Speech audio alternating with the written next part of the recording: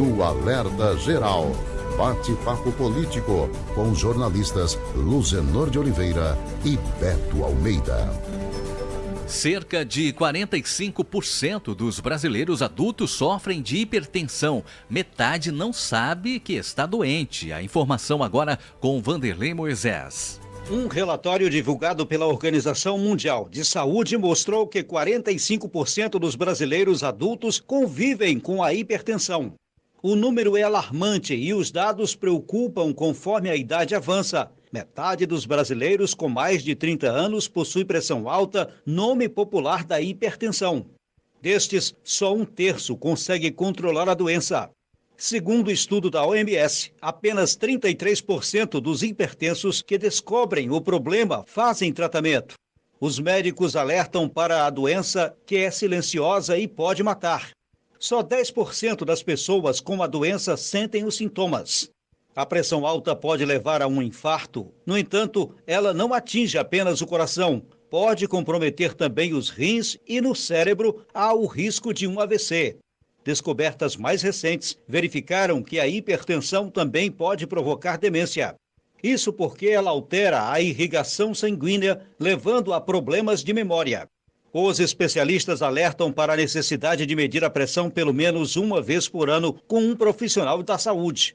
Os dados mostram ainda que cuidar dos doentes pode salvar 365 mil brasileiros da morte precoce até 2040.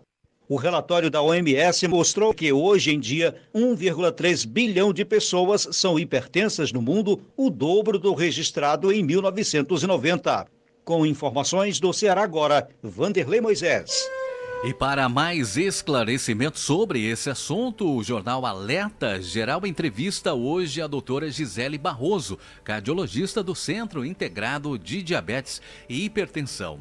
Jornalista Beto Almeida conduzindo a entrevista a partir de agora. Bom dia, Beto. Bom dia, Marcos. Bom dia, então, a doutora Gisele. Obrigado, então, pela sua presença aqui no programa Alerta Geral. Nós vamos amplificar e ampliar, vamos dizer assim, um pouco mais, doutora Gisele, tirando dúvidas aqui dos nossos ouvintes e, claro, levando esclarecimentos sobre a prevenção a essa questão da hipertensão e também da diabetes. E, primeiro, é uma pergunta assim que eu quero fazer aqui, até porque eu acho que tem uma dúvida de muita gente, é o seguinte: a questão da pressão alta, como já foi dito aí, mas em relação à questão da prevenção, quais são os pontos, ou pelo menos qual é a influência que a senhora pode nos colocar, por exemplo, o peso que tem a alimentação e os exercícios na prevenção, por exemplo, tanto da hipertensão quanto do diabetes? Bom dia.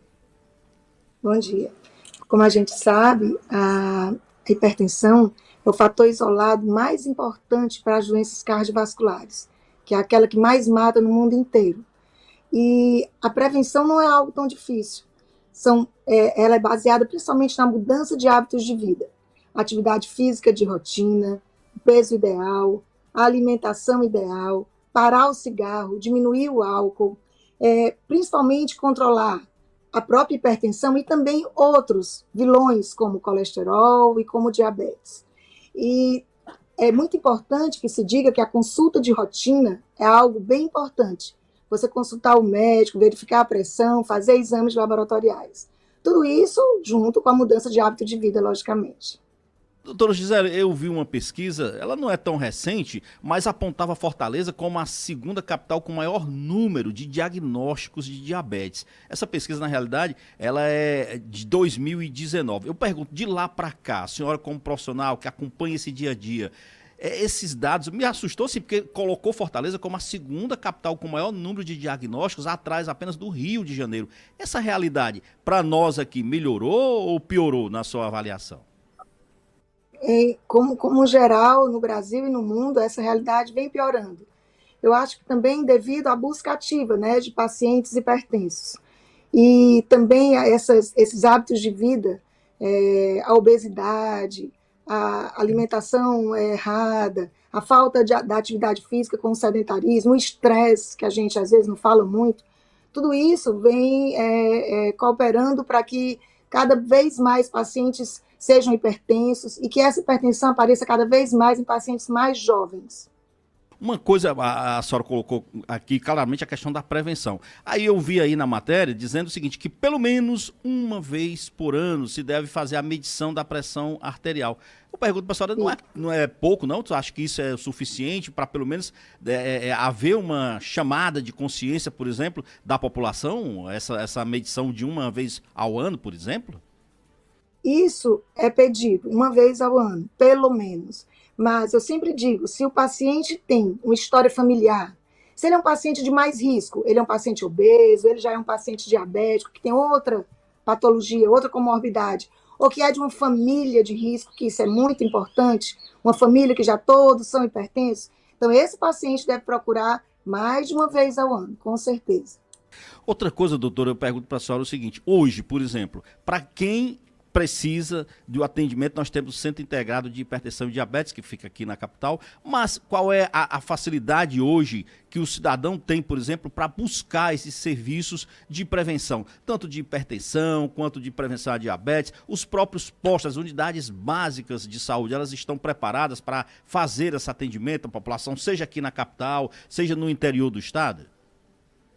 Com certeza. Além da gente ter o serviço do Estado, a gente também tem o da prefeitura. As unidades básicas são preparadas para isso. Mas você tocou num ponto importante que eu queria falar, que é o autocuidado. Porque cada vez vai ficando mais fácil a gente conseguir ter o aparelho automático e a própria pessoa medir a pressão, ter o alerta para saber tem alguma coisa errada. Então, agora deixa eu procurar a unidade básica, deixa eu procurar o profissional de saúde. Então, o autocuidado é algo muito importante. Doutora, uma coisa aqui que também muita gente tem dúvida, em relação até o Marcos está questionando isso aqui. Qual é realmente o ponto, vamos dizer assim, a medição ideal da pressão? Qual é até que ponto começa a revelar uma certa preocupação? A partir de que faz, por exemplo, a pressão, hoje se fala em 12/8, mais 13/9, qual é realmente o limite, o limiar que leva o cidadão a acender o sinal amarelo, vamos dizer assim? A diretriz brasileira, a Sociedade Brasileira de Cardiologia, tem como 14/9 o máximo, o teto máximo. Mas surgiu na última diretriz, e é algo também relativamente novo, o que a gente chama de pré-hipertensão, como já existia do pré-diabetes. Então, o ideal seria a pressão 12/8, mas você tem entre o 12/8 até o 14/9, o que se chama de pré-hipertensão. E esse paciente, quer dizer, essa pessoa, ele já deveria ter uns cuidados maiores, já que ele já é um pré-hipertenso. As diretrizes, às vezes, elas divergem um pouco entre a europeia, a americana, a brasileira, de quando você deve começar o tratamento. Mas esse tratamento que eu falei anteriormente para a tua pergunta, que foi o tratamento do peso, da atividade física, de parar de fumar, de parar de beber, esses todos já fazem parte do tratamento que a gente já começa na pré-hipertensão. O fato, doutora, de a pessoa estar, como diz, as pessoas no geral estão cada vez mais obesas, a senhora falou que hoje também muitos jovens já estão muito acometidos por isso. Então, assim, tem que se estabelecer realmente uma mudança drástica nos hábitos alimentares, ou dá para cuidar disso de uma maneira mais leve, vamos dizer assim? Não, eu acho que o drástico pode ser leve, porque tem que ser o do dia a dia. Não adianta aquelas dietas milagrosas. É o dia a dia, é a gente tentar mudar os hábitos também com o que a gente tem no dia a dia. Não adianta você chegar, ou você dizer para o seu paciente, agora você vai comer essa comida mais diferente, porque não vai, ninguém fica nisso para sempre. O ideal é que o dia a dia seja saudável e fácil e leve, e bom de ser feito. Doutora Gisele, a senhora falou muito da questão aí do autocuidado e falou da questão desses aparelhos, né, que você compra e monitora a pressão. E eu pergunto aqui uma dúvida que muita gente também tem. Esses aparelhos, de fato, eles são bons, são confiáveis, dá para você utilizar eles pelo menos como parâmetros, como a senhora falou, para a partir daí você procurar, por exemplo, um serviço público de saúde? Existem os aparelhos que são validados inclusive pela Sociedade Brasileira de Cardiologia. Então, e que não são aparelhos absurdos, você encontra para comprar normalmente, tanto pela web como nas farmácias atualmente, ficou bem fácil, como eu disse. E esses aparelhos validados, eles são até melhores do que o aparelho que você usa sem ser o automático. Eles são mais, o diagnóstico é mais rígido, é mais fidedigno, digamos assim. Certo. E qual é o mais, vamos dizer assim, eu tenho, por exemplo, um desses aparelhos em casa, mas qual é o mais indicado? É aquele de pulso ou aquele que você coloca no braço para fazer a medição?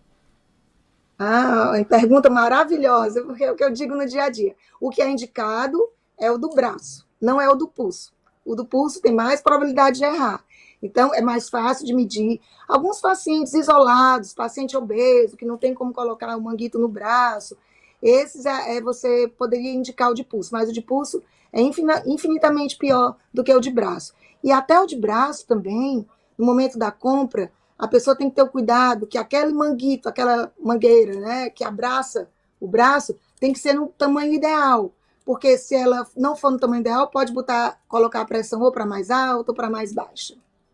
Doutora Gisele, para a gente encerrar aqui a nossa entrevista, eu queria perguntar para a senhora também o seguinte: o Centro Integrado de Diabetes e Hipertensão, ele hoje atende todo mundo que procura ou é aquele centro de referência que a pessoa tem que vir referenciada por uma outra unidade de saúde? Ele é um centro que ele recebe pacientes referenciados de outras unidades. Nós temos as unidades básicas de saúde, que são dadas pela prefeitura, que são os postos. E esses postos, eles atendem regiões. O paciente daquela região é atendido por aquele posto. E o diabetes e hipertensão, assim como o SEAD da prefeitura, eles atendem os pacientes que são de mais alto risco. O paciente que é hipertenso e já tem outra patologia. Já tem patologia no coração, ou nos rins, ou no cérebro. Então, esses pacientes do Centro de Diabetes, Integrado de Diabetes, e do SEAD, que é o da prefeitura, recebem esse tipo de pacientes que são referenciados do posto. Então, o começo de tudo do paciente tem que ser o posto do seu bairro, o posto da sua região. O seu médico daquele posto, o profissional de saúde, o agente de saúde que vai na sua casa, que vai lhe referenciar para o Centro de Diabetes ou para o SEAD. Doutora Gisele Barroso, eu quero agradecer a senhora aqui pela entrevista, pelas ótimas informações. Falamos aqui, inclusive, de dúvidas do dia a dia mesmo das pessoas comuns que precisam ter acesso a essas informações. Muito obrigado e um bom dia para a senhora. Muito bom dia, obrigada também. Então, obrigado.